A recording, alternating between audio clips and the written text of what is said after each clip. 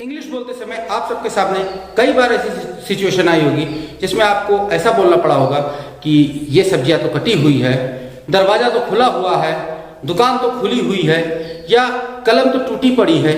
ऐसे सेंटेंस आपके सामने आए होंगे और आप कंफ्यूज हो गए होंगे कि इनको इंग्लिश में बोला कैसे जाए, और आप उसको इंग्लिश में नहीं बोल पाए होंगे, आप उसे हिंदी में बोल दिए होंगे। जिनको वो सेंटेंस ऐसे सेंटेंस बोलने में दिक्कत का सामना करना पड़ता है, ऐसे सेंटेंस बोलने में बहुत परेशानी होती है, उनके लिए आज की वीडियो क्लास बहुत ही इंपॉर्टेंट होने वाली है, क्योंकि आज की वीडियो क्लास में मैं आपको ऐसे ही सेंटेंस बताने वाला हूं और साथ ही साथ इनको करने का तरीका भी बताने वाला हूं। और ऐसे आज की वीडियो क्लास देखने के बाद आपको कभी इस टाइप के सेंटेंस बोलने में कभी भी दिक्कत नहीं होने वाली है। आप जब भी कभी आपके सामने ऐसा कोई सिचुएशन आएगी और आपको बोलना पड़ेगा तो आप आराम से बोल देंगे। जैसे आपकी मम्मी ने बुलाया, आपको कहा कि जाओ बेटा दरवाजा खोल दो, तो आपने कहा कि दरवाजा तो खुला हुआ है। तो ऐसी सिचुएशन जब आपके सामने आएगी तो आप फटाक से उस शब्द को इंग्लिश में बोल देंगे। दरवाजा तो खुला हुआ है, तो इसको इंग्लिश में कैसे बोला जाएगा, ये आज मैं आपको अपनी वीडियो में बताने वाला हूँ। बस वीडियो में लास्ट तक बने रहिएगा, क्योंकि हर एक चीज हर एक बार यहाँ पे यूनिक बताई जाती है, क्योंकि ये है आपकी अपनी क्लास एक्सीलेंस क्लास। आगे बढ़ने से पहले यदि चैनल को सब्सक्राइब नहीं किया है तो लाल वाली बटन दबाइए और अभी सब्सक्राइब कीजिए, क्योंकि यहाँ पर ऐसे वीडियो आपको ऐसे हमेशा मिलते हैं और आगे भी मिलते रहेंगे। तो अब शुरू करते हैं अपने वीडियो को और देखते हैं कैसे सेंटेंस मैं आपके सामने लेकर आया हूँ। तो ऐसे कुछ सेंटेंस आपके सामने आते हैं। ये मसाले पिसे हुए हैं, वो खिड़की टूटी हुई है, मेरी किताब का एक पेज फटा हुआ है, ये रस्सी बंधी हुई है, डंडा मुड़ा हुआ है, मैं इस चीज से डरा हुआ हूँ। ऐसे सेंटेंस में आपको वर्ब मिलती है। तो अभी तक आपने देखा कि जब भी वर्ब आई होगी तो टेंस के साथ आई होगी, उसमें कर्ता कोई कार्य करता हुआ मिल रहा होगा, सब्जेक्ट कोई कार्य करता हुआ मिल रहा होगा, उसी को वर्ब बना के लिख दिया जाता है। लेकिन यहाँ पे तो कोई कार्य हो ही नहीं रहा है। यहाँ पे जो कुछ है, ये मसाले पिसे हुए हैं, कोई कार्य नहीं हो रहा, मसाले स्वयं पिसे हुए हैं, ये चीज बताई जाएगी। मेरी किताब का एक पेज फटा हुआ, यानी एक पेज फटा हुआ है, तो इसमें कोई कार्य करने वाला तो है नहीं। जैसे ये रस्सी बंधी हुई है, यानी रस्सी बंधी हुई है, इसमें कोई कार्य तो हुआ नहीं है। ऐसे सेंटेंस को जब भी हम इंग्लिश में ट्रांसलेट करते हैं तो इसका जो वर्ब होता है, जो वर्ब वाला पार्ट होता है, वो सेंटेंस में ऑब्जेक्टिव पार्ट बनता है, और इसकी जो मेन वर्ब होती है वो वर्ब बी होती है। वर्ब बी का मतलब इज, एम, आर, वाज, वर, जो हमारी वर्ब बी होती है वही चीज होती है। और जब भी कोई भी सेंटेंस में, किसी भी सेंटेंस पे अगर वर्ब जो है हमारी ऑब्जेक्टिव पार्ट में चली जाए तो वहां पर हमको वर्ब की थर्ड फॉर्म का यूज करना रहता है। जैसे ये मसाले पिसे हुए हैं, ये मसाले, तो ये हो गया दीज स्पाइसेस। अब ये मसाले प्लूरल नंबर है तो आर लगाएंगे हम लोग, आर। और फिर पिसे हुए हैं, तो पीसने की इंग्लिश क्या होती है, ग्राइंड होती है। ग्राइंड माने पीसना, और इसकी थर्ड फॉर्म जो ग्राइंड की होती है वो होती है ground. These spices are ground. Clear? वो खिड़की टूटी हुई है, टूटने की इंग्लिश क्या होती है, ब्रेक होती है, और ब्रेक की थर्ड फॉर्म क्या होती है, ब्रोकन होती है। अर्थात वो खिड़की, तो that window is broken. Clear? इसलिए कि यहाँ पे कितनी आसानी से ये सेंटेंस में इज, एम, आर का, यहाँ पे सिंगुलर नंबर था इसलिए इज लगाया, वहां प्लूरल था इसलिए आर लगाया, लेकिन जो वर्ब लगाई, वर्ब की हमने थर्ड फॉर्म का यूज किया। मेरी किताब का एक पेज फटा हुआ है, इसमें सब्जेक्ट कहाँ पे है, सब्जेक्ट क्या है, एक पेज फटा हुआ है, एक पेज सब्जेक्ट हुआ, लेकिन मेरी किताब का तो है, तो यहाँ पे हो जाएगा a page of my book. अब यहाँ पे जो वर्ब डी आएगी वो कैसे आएगी, अ पेज है, सिंगुलर नंबर है, और ये प्रेजेंट टेंस में अर्थात इसका यूज होगा में। A page of my book is, फटा हुआ मतलब टीयर, मतलब हुआ फाड़ना, और टीयर की थर्ड फॉर्म होती है torn. A page of my book is torn. ये रस्सी बंधी हुई है, ये रस्सी, तो बंधने की इंग्लिश क्या होती है, टाई। टाई अर्थात ये रस्सी बंधी हुई है, तो दिस, और रस्सी का होता है rope, this rope is tied. Clear? This rope is tied. ये डंडा मुड़ा हुआ है, डंडा मुड़ा हुआ है। दिस स्टेक इज, अब मुड़ने की इंग्लिश क्या होती है, बेंड होती है मुड़ने की इंग्लिश। बेंड की थर्ड फॉर्म हमारे सामने आती है bend. This stick is bend. मैं इस चीज से डरा हुआ हूं। अब कौन डरा हुआ है, मैं। किससे डरा हूं, इस चीज से, तो यह हो जाएगा आई। और आई के साथ वर्ब की फॉर्म में एम का यूज होता है, बी वर्ब बी में हमें एम का यूज देखने को मिलता है। आई एम और फिर डरा हुआ हूं, स्केयर्ड, आई एम स्केयर्ड, और किस चीज से, इस चीज से, तो ऑफ दिस थिंग। यदि आपने मेरी प्रीपोजिशन की क्लास देखी होगी तो उसमें स्केयर्ड जब भी आया, स्केयर डरने से जैसा सब जो वर्ब जब भी आई है उसके बाद ऑफ का यूज जरूर किया गया है। ये अगर आपने देखा ना हो तो नीचे डिस्क्रिप्शन में उस प्लेलिस्ट का लिंक है, वहां जाइए, प्रीपोजिशन की क्लास देखिए, वहां क्लियर हो जाएंगे कि स्केयर के बाद ऑफ क्यों आता है। ठीक, तो यहाँ पे इन सेंटेंसेस को नोट कीजिए, इसके बाद कुछ और सेंटेंस लेता हूं इससे और अच्छे से क्लियर हो जाएगा आपको। तो आगे तो सेंटेंस आता है कि वहां पर कुछ रखा हुआ है, वह दीवार के पीछे छिपा हुआ है, काम आज रुका हुआ है, कपड़े कील पर टंगे हुए हैं, मैं बहुत थका हुआ हूं, वह आज पिटा हुआ है। अब इसमें कुछ वर्ब आपको देखने में लगती है कि कहीं पर कोई कार्य जारी है, जैसे वह दीवार के पीछे छिपा हुआ है, तो इसको दो तरीके से ट्रांसलेट कर सकते हैं। इसमें आपको हाइड की थर्ड फॉर्म लगा सकते हैं, जो थर्ड फॉर्म लगती है, और अगर बहुत सारी जगहों पे आपने देखा होगा इसमें हाइडिंग लगा हुआ होता है, तो दोनों तरीके से सेंटेंस सही होता है। जैसे होता है कि वहां पर कुछ रखा हुआ है, तो यहां पर सब्जेक्ट क्या है, कुछ रखा हुआ है, तो क्या हो जाएगा, समथिंग, समथिंग।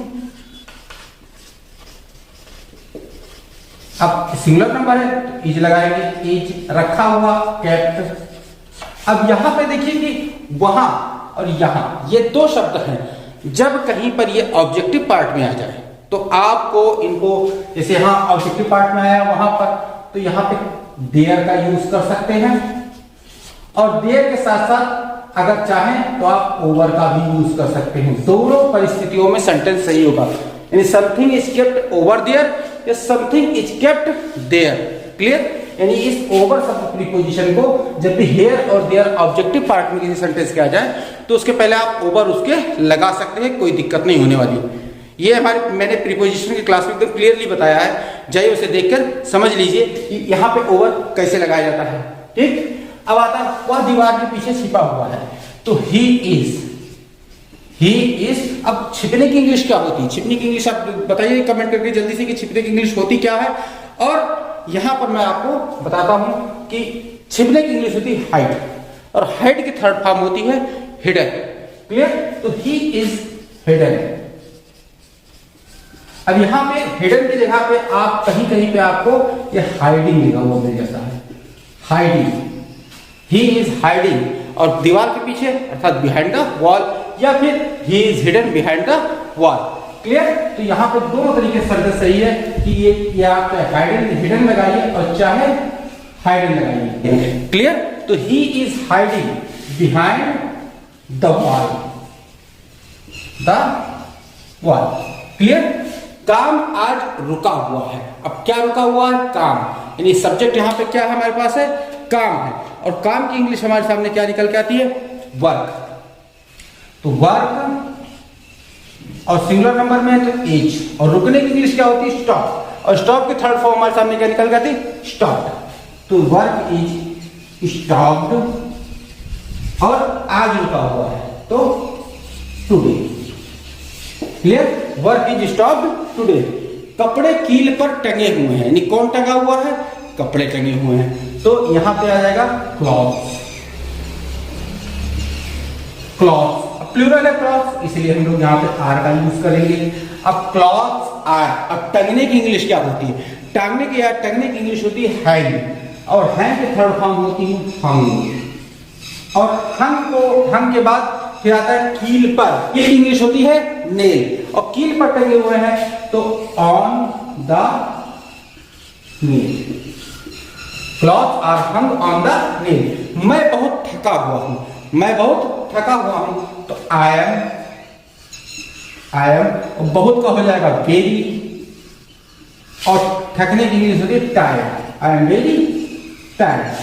क्लियर, ये जो सेंटेंस है ये आपकी इंग्लिश बोलने में बहुत ही काम आने वाले हैं, इसलिए एक एक सेंटेंस अपनी डायरी पे नोट करते चलिए और इसे याद कीजिए और बोलिए। और वीडियो अच्छा लग रहा हो, अगर वीडियो में मजा आ रही हो तो एक लाइक कर दीजिए और चैनल को सब्सक्राइब नहीं किया है तो अभी सब्सक्राइब कर लीजिए, क्योंकि ये वीडियो लेक्चर आपके लिए बहुत इंपॉर्टेंट होने वाला है और आगे आने वाले सारे वीडियो लेक्चर आपके लिए इंपॉर्टेंट होने वाले हैं। क्योंकि इसके बाद आने वाले वीडियो लेक्चर में मैं आपको कुछ ऐसे शब्द लेकर आऊंगा, जैसे इसके पहले वाले कुछ वीडियो लेक्चर, एक दो वीडियो लेक्चर के पहले लेके आया था, कुछ बढ़िया बढ़िया से शब्द लेके आया था जिसको आप सुनते रोज हैं लेकिन इंग्लिश नहीं जानते हैं। उसी प्रकार से इसके बाद वाला वीडियो लेक्चर जो लेके आऊंगा उसमें बहुत अच्छे अच्छे शब्द लेके आऊंगा, लेकिन उस वीडियो लेक्चर में मैंने केवल उसके शब्द बताए थे, उसकी मीनिंग बताई थी, लेकिन इसमें मीनिंग बताने के साथ साथ उनके जो वाक्य प्रयोग है उसको भी बताने वाला हूं। तो चैनल को सब्सक्राइब करके बेल नोटिफिकेशन ऑन रखिए तो आपको वीडियो एकदम टाइम पर मिल जाएगा। तो अब चलते इसमें आगे बढ़ते हैं। वह आज पिटा हुआ है, तो पिटा हुआ की इंग्लिश क्या होती है? बीट। पीटने की इंग्लिश होती है बीट। तो वह की होगी ही इज, और पिटने की इंग्लिश होगी बीट, यानी beaten today, he is beaten today. Clear? तो उम्मीद करता हूं कि ये सेंटेंस आपके समझ में आए होंगे। यहाँ पे देखिए कि आपको बिहाइंड वर्ड थोड़ा सा दिखाई नहीं दे रहा है, इसको हम यहाँ पे लिखे दे रहे हैं, यहाँ पे इसे लिखे दे रहा हूं कि बिहाइंड, बिहाइंड ये चीज यहाँ लिखे दे रहे हैं। क्लियर? इससे आपको स्पेलिंग कौन समझने में दिक्कत ना हो। चलिए इसे नोट कर लीजिए और नोट करने के बाद फिर हम आगे बढ़े और कुछ सेंटेंस देता हूं मैं। तो सेंटेंस देखिए कि यह नियम बेवजह हम पर थोपा हुआ है। अब यहाँ पे आपको देखिए कि यह नियम, ये नियम मतलब यहाँ पे सब्जेक्ट हमारे पास है ये नियम, तो अर्थात हो जाएगा कि दिस रूल, दिस रूल। अब सिंगुलर नंबर है, इज लगेगा, इज। अब थोपा हुआ है, थोपने की इंग्लिश होती है इम्पोज। तो थोपा हुआ है अर्थात इसकी थर्ड फॉर्म लगाएंगे हम लोग इम्पोज्ड। अब किन पर? हम पर, ऑन अस। अब बेवजह, बेवजह की इंग्लिश जो होती है for no reason, for no reason. This rule is imposed on us for no reason. Clear? आपके खिलौने बिखरे हुए हैं। अब यहां देखिए कि खिलौने बिखरे हुए हैं और पानी बिखरा हुआ है। इन दोनों में अंतर यह होता है कि जो सामान होता है, कोई वस्तु अगर होती है वो बिखर जाए तो आपको स्कैटर्ड का लगाना है, और अगर कोई लिक्विड हो यानी चाय हो गई, दूध हो गया, तेल हो गया, पानी हो गया, अगर कोई लिक्विड बिखर जाए, देखा कि यहाँ पे तेल बिखरा हुआ है या वहां पे पानी बिखरा हुआ है, तो इसके लिए आपको स्पिल का यूज करना है। स्पिल यानी लिक्विड अगर बिखर जाता है तो आपको स्पिल लगाना है। स्पिल की स्पेलिंग होती है SPILL। ये लिक्विड के बिखरने पे लगाई जाती है और वस्तु के बिखरने पे लगती है स्कैटर। क्लियर? तो आपके खिलौने बिखरे हुए हैं। योर टॉयज, प्लूरल है, आर लगाएंगे, स्कैटर्ड। क्लियर? अब यहां पर पानी बिखरा हुआ है, तो यहां पर पानी बिखरा हुआ है तो कौन क्या बिखरा हुआ है? पानी। तो वाटर, वाटर इज स्पिल्ड। अब यहां पर है अर्थात यहां पानी बिखरा हुआ है या यहां पर पानी बिखरा हुआ है, सेंटेंस में कोई गलती नहीं होने वाली। तो आप यहां पर भी वही चीज कर सकते हैं जैसे हेयर के लिए बताया था। आप चाहे ओवर देयर हेयर लगाइए चाहे हेयर लगाइए, सेंटेंस गलत नहीं होने वाला है। Water is spilled over here. Clear? यह लूटा हुआ पैसा। अब यहां पर भी बहुत अच्छी चीज आ रही है निकल के कि यह लूटा हुआ पैसा है, तो यह हो जाएगा कि this is looted money, looted money. लेकिन अगर यहीं पे होता है यह पैसा लूटा हुआ है, ये पैसा जहां पे आके लग जाता है, यह पैसा लूटा हुआ है, तब ये मनी इसके साथ this money is looted. Clear? यह चुराया हुआ माल है या यह माल चोरी का है। ऊपर वाले रूल इसमें भी आएगा कि यह चुराया हुआ माल है, तो यह हो जाएगा कि दिस इज स्टोलन थिंग, या फिर दिस इज स्टोलन स्टफ। लेकिन अगर कहते हैं यह माल चोरी का है या यह माल चुराया हुआ है, तो this thing is stolen. Clear? अब यह ग्लास पहले से ही टूटा हुआ है, तो यह ग्लास यानी कि दिस ग्लास और सिंगुलर में इज। अब पहले से ही की इंग्लिश क्या होती है आपने पढ़ा होगा, तो ऑलरेडी, ऑलरेडी और फिर टूटा हुआ है अर्थात broken. This glass is already broken. मेरा पैर सूजा हुआ है, सूजने की इंग्लिश क्या होती है? सूजने की होती है स्वेल, स्वेल होती है। तो मेरा पैर सूजा हुआ है, तो my leg is swelled, my leg is swelled. सूजने की जो वर्ब होती है सूजना, उसकी इंग्लिश होती है स्वेल, और स्वेल की थर्ड फॉर्म होती है स्वेल्ड। क्लियर? तो उम्मीद करता हूं ये सेंटेंस आपकी समझ में आ गए होंगे। तो चलिए इन्हें नोट कीजिए और फिर आगे बढ़ते हैं और सेंटेंस लेता हूं मैं। आगे बढ़ने से पहले जान लीजिए कि ऐसे बहुत सारे सेंटेंस हैं जो कि बोले जाते हैं, लेकिन यहाँ पर एक ही वीडियो लेक्चर में सारे सेंटेंस बताना पॉसिबल नहीं है, क्योंकि बहुत बड़ा वीडियो लेक्चर हो जाएगा। तो इन सेंटेंसेस को आराम से जानने के लिए आपको बस छोटा सा काम करना होगा, आपको वर्ब याद करके रखनी होगी। ऐसे सेंटेंस कभी भी सामने आए, यदि उसकी वर्ब आपको याद है तो बड़े आराम से आप उसको इंग्लिश में बना सकते हैं, इंग्लिश में ट्रांसलेट कर सकते हैं, कोई दिक्कत नहीं होनी है। यहाँ मैं आपके लिए 20, 25 या 30 सेंटेंस एक वीडियो लेक्चर में दे सकता हूँ, 40 भी कर सकता हूँ। तो ऐसे सेंटेंस आपको बस एक हिंट के लिए दिए जा रहे हैं। आपको तभी आएगी इंग्लिश में अच्छी से बोलना जब आप उसकी स्वयं प्रैक्टिस करेंगे। जब तक आप उसकी प्रैक्टिस जम के नहीं करने वाले, तब तक आपको इंग्लिश स्पीकिंग नहीं आने वाली। पहले दिन से, पहले वीडियो लेक्चर से बोलता आ रहा हूँ कि जो कुछ भी बोलना है आपको इंग्लिश बोल बोल के पढ़िए, और उसी समय जैसा कोई सेंटेंस आपको दिया जा रहा है वैसे सेंटेंस अगर आपको उसकी इंग्लिश याद आ रही है तो धीरे से मत बोलिए, जोर से उसको उच्चारित कीजिए। जब तक उसे जोर से उच्चारित नहीं करेंगे तब तक आपको इंग्लिश ढंग से बोलना नहीं आएगा। तो अब आगे बढ़ते हैं, आगे बढ़ के और सेंटेंस देखता हूं कि कौन कौन सेंटेंस मैं आपके लिए लेकर आया हूं। तो यहाँ देखिए एक सेंटेंस आया कि वहां पर कूड़ा फेंका हुआ था, नहीं प्रेजेंट टेंस में नहीं, पास्ट टेंस में भी आपको ऐसे सेंटेंस मिल सकते हैं कि वहां पर कूड़ा फेंका हुआ था। अब क्या जो सब्जेक्ट है वो क्या है? कूड़ा है, यानी फेंका तो कूड़ा ही हुआ था ना, तो वहां पर कूड़ा फेंको, तो यहाँ पे कूड़े की इंग्लिश क्या होती है? Garbage, garbage is. अब फेंकने की इंग्लिश होती है थ्रोन, यानी थ्रो होती है, थ्रो की थर्ड फॉर्म होती है थ्रोन। और कहां पर? वहां पर। वहां के लिए आप लोगों को देयर या ओवर देयर कुछ भी यूज कीजिए, सेंटेंस में शुरू से बताता रहा हूं, कोई दिक्कत नहीं होने वाली। अगर देयर या हेयर ऑब्जेक्टिव पार्ट में जा रहा है तो आप वहां पे ओवर देयर या ओवर हेयर या खाली देयर या खाली हेयर आप यूज कर सकते हैं। क्लियर? दीवार पर कुछ चिपका हुआ है, कुछ चिपका हुआ, चिपकने की इंग्लिश होती है स्टिक, तो स्टिक की इंग्लिश होती है स्टक। तो दीवार पर कुछ चिपका हुआ है, तो यहां पे सब्जेक्ट है हमारे पास कुछ, तो समथिंग, समथिंग इज स्टक, यानी कि स्टिक की इंग्लिश होती है स्टक। अब बहुत सारे जो स्टूडेंट हो गए कंफ्यूज हो गए होंगे कि स्टिक और स्टक, स्टक के जो ट्रैफिक में फंसना होता है उसके लिए भी हम स्टक का यूज करते हैं, और यहाँ के लिए भी स्टक का यूज करते हैं। तो आगे सेंटेंस देखिए कि मैं ट्रैफिक में अटका हुआ हूं, ऐसे सेंटेंस के लिए भी स्टक यूज किया जाता है। आगे बताऊंगा मैं आपको कि something is stick on the wall, अगर कुछ चिपका हुआ है। मैं ट्रैफिक में अटका हुआ हूं, यहां पर भी स्टक का ही यूज करेंगे। कहीं पर भी कुछ चिपकने की इंग्लिश आए तब भी स्टिक लगता है, और अगर कुछ अटकने की इंग्लिश आ रही है, कहीं पर किसी के अटकने की इंग्लिश आ रही है, तब भी आपको स्टिक का यूज करना होता है। तो I am stuck in traffic, stuck in traffic, मैं षड्यंत्र में फंसा हुआ हूं। अब यहाँ पे देखिए, यहाँ पर भी आप फंसे हुए हैं, यहाँ पर भी फंसे हुए हैं, लेकिन यहाँ अटका हुआ है लिखा गया है, यानी फंसे हुए तब भी है, ट्रैफिक के बीच में फंसे हुए हैं, यहाँ षड्यंत्र में फंसे हुए हैं। तो दोनों में अंतर ये होता है कि ट्रैफिक में फंसना आपको कोई फंसाता है वहां पर तो इरादतन नहीं फंसाता है, इसीलिए आप स्टक का यूज कीजिए। लेकिन जो षड्यंत्र में होगा आपको इरादतन फंसाएगा, इंटेंशनली फंसाएगा कि आप वहां पे फंसिए जाकर।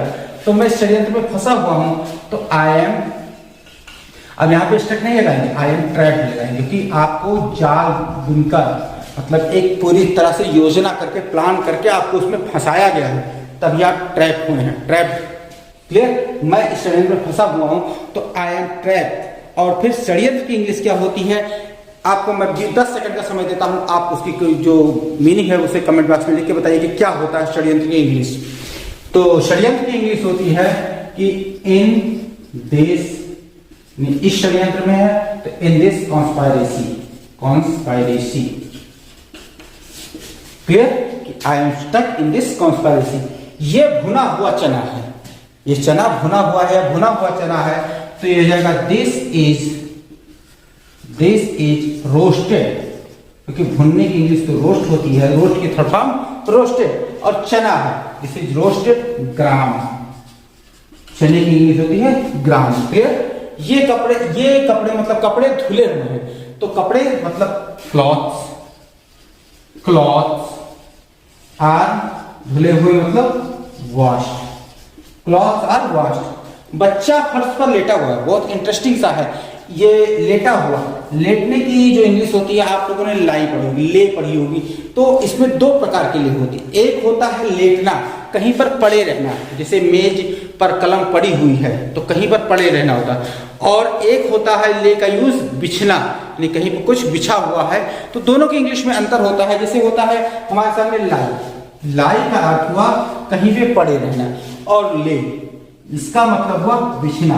इन दोनों की जो सेकंड फॉर्म है इसकी ले होगी, यानी कि लाई की सेकंड फॉर्म ले, ये फर्स्ट फॉर्म में होता है ले यहाँ पे, लेकिन यहाँ लाई की सेकंड फॉर्म ले होती है, और थर्ड फॉर्म हमारे सामने आती है लेन। क्लियर, लाई ले लेन। और वहीं पर ले जो बिछने की इंग्लिश होती है उसकी ले होती है, और ले की सेकंड फॉर्म होती है लेड, और यहाँ पर भी लेड। अब यहाँ पे है बच्चा फर्श पर लेटा हुआ है, तो यहां क्या हो जाएगा द चाइल्ड, द चाइल्ड। अब यहां पे आपको, यहां पे लेन अभी तक थर्ड फॉर्म बताया था ना, तो उसी को लिखा जाता है, लेकिन यहां पे लेन नहीं लिखेंगे, यहां पे हम डालेंगे लाइन। ये यहां का अपवाद है, जानते हैं इंग्लिश अपवादों की लैंग्वेज है, तो कहीं ना कहीं तो अपवाद मिलना ही है, इतना बड़ा रूल बता डाला तो अपवाद तो मिलना, तो अपवाद यही है कि यहाँ पे आपको जो थर्ड फॉर्म है इसका यूज आपको नहीं करना है, इसकी जगह पे आपको ये लाइन का यूज करना है, लाइन। और कहां पर है, फर्स्ट पर, तो ऑन द फ्लोर। क्लियर, तो चलिए इसे नोट कर लीजिए और फिर आगे बढ़ते हैं, कुछ और सेंटेंस लेते हैं हम। तो अगले सेंटेंस में है कि कपड़ा मेज पर बिछा हुआ है। अब बिछने की इंग्लिश हमने क्या बताई थी, मैंने बताई थी ले, ले, लेड, लेड, ये थर्ड फॉर्म बताई थी। लेकिन यहां पर जो यूज किया जाएगा इसमें लेड नहीं यूज किया जाएगा। क्यों नहीं यूज किया जाएगा, क्योंकि कपड़ा जो है मेज पर बिछा हुआ अर्थात वो पड़े रहने के अर्थ में आ रहा है। और क्या बताया था कि पड़ा अगर कोई चीज मिल रही है, कि कोई चीज पड़ी हुई है, तो वहां पे आपको लेड लगाना है। तो इसमें लिखेंगे द क्लॉथ्स, द क्लॉथ।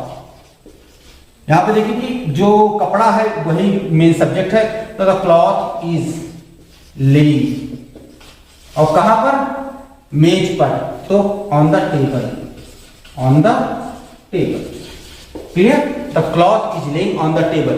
दरवाजा खुला हुआ है, यानी कि दरवाजा खोलने के लिए दरवाजा खुला हुआ है, तो ये क्या हो जाएगा, क्या खुला हुआ है, दरवाजा खुला हुआ है, तो हो जाएगा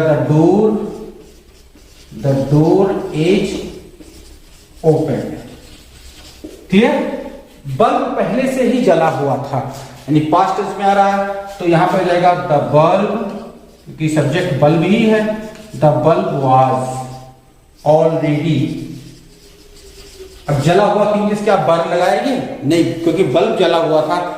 बर्न का मतलब हुआ कोई चीज अगर आग से जल जाए तभी बर्न लगाएंगे, लेकिन यहां जला हुआ था स्विच ऑन किया गया था, तो the bulb was already switched on, switched on, पहले से ही बल्ब जला हुआ था, वो बैठा हुआ है। अब यहां देखिए कि यहां के सारे रूल यहां उलट जा रहे हैं, क्योंकि यहां पे वो बैठा हुआ है अर्थात यहां पे कार्य हो रहा है, और कार्य हो रहा है तो ये ऐसा सेंटेंस है कि इसको हम लोग लिखेंगे he is sitting, he is sitting. उसी तरीके से वो खड़ा है तो he is standing, he is standing. उसने शर्ट पहनी हुई है तो he is wearing a shirt. ये कुछ ऐसे नियम है जो इसके अतिरिक्त होते हैं, और यहां पे इससे हटके जब ये मिला आपको, लेकिन इससे भी हटके ये मिला, क्योंकि मरने की इंग्लिश हमारे सामने आती है डाई आती है, और डाई की सेकंड फॉर्म होती है डाइड, और थर्ड फॉर्म भी डाइड ही होती है, लेकिन वह व्यक्ति मरा हुआ है, यहाँ डाइड नहीं। तो यहाँ पे इसके लिए एक नई मीनिंग आती है, नया शब्द है, वो है क्या, डेड। तो ये व्यक्ति मरा हुआ है तो this man is dead. Clear, तो चलिए इन सेंटेंस को नोट कीजिए। तो स्टूडेंट्स, शिक्षा आज का वीडियो लेक्चर समाप्त किया जाता है, और अब आता है होमवर्क टाइम। होमवर्क आपको जब तक दिया ना जाए तब तक पता नहीं चलता कि आपने किया कि नहीं किया, क्योंकि जैसा कि मैंने बताया कि इसमें बहुत सारे सेंटेंस है, एक वीडियो लेक्चर में सारे सेंटेंस को कवर करना आसान नहीं है। तो 2-3 सेंटेंस में आपको होमवर्क दे रहा हूं, उसे कमेंट करके बताइए मुझे कि क्या होगी उसकी इंग्लिश। जैसे वो वहां पर गया हुआ है, वो वहां पर गया हुआ है। और मैंने यह सोचा हुआ है, कॉपी पर पहले से लिखा हुआ है। तो इन 3 सेंटेंस को आप ट्रांसलेट करके मुझे बताइए कि इसकी इंग्लिश क्या होगी। तो चलिए इन सेंटेंस को नोट कर लीजिए। तो उम्मीद करता हूं कि ये वीडियो लेक्चर आपके काम आया होगा और आपने इससे बहुत कुछ सीखा होगा। अगर आपने इसे सीखा है तो एक लाइक बनता है, लाइक कर दीजिए। और ऐसे ही वीडियो आगे पाने के लिए जो चैनल को अभी सब्सक्राइब कर लीजिए, अभी कीजिए सब्सक्राइब, और सब्सक्राइब करके बेल नोटिफिकेशन घंटा जरूर दबा दीजिए, जिससे मेरे आने वाले वीडियो लेक्चर आप तक पहले पहुंच सकें। और आपके वो सारे दोस्त जो इंग्लिश बोलना जानते हैं लेकिन ऐसे सेंटेंस जो मैंने अभी आपको बताया, ऐसे सेंटेंस में अगर वो अटकते हैं बोलते समय, तो निश्चित है उनको ये वीडियो लेक्चर जरूर भेजिए। उसके बाद वो कभी अटकेंगे नहीं, क्योंकि अगर उनको इंग्लिश बोलनी आ गई तो आप उनके साथ मिलकर आप इंग्लिश बोलने की प्रैक्टिस जरूर कर सकते हैं। तो वीडियो को जितना हो सके उतना ज़्यादा शेयर कीजिए, क्योंकि आस पड़ोस के लोगों को इंग्लिश सीखना बहुत जरूरी है। तो मिलते हैं अपने अगले वीडियो लेक्चर में। Till then stay tuned with our channel, keep watching, keep running, take care, thank you and bye bye.